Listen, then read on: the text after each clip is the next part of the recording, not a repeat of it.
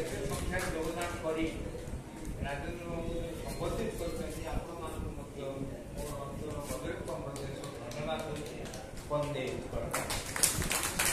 धन्यवाद सर।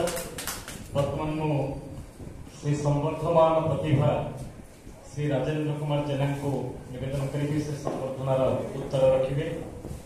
भारतवर्ष जड़े सेवा समर्पित सेवापूर्ण व्यक्तित्व श्री राजेन्द्र कुमार जेना।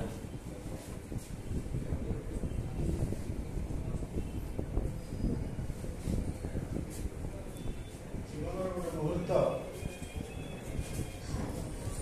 जोटा कि एभली मुहूर्त आसो बोली चिंता करू न, कारण मो बंधु माने एवं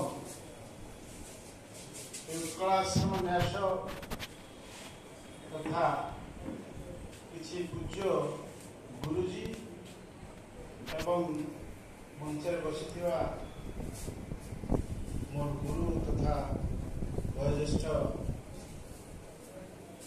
प्रोफेसर श्रीजुक्त विष्णु चौधरी मो विष्णु भाई नाम व्याख्या सब संबोधन कले प्रत्येक क्षेत्र में मत से साहाय्य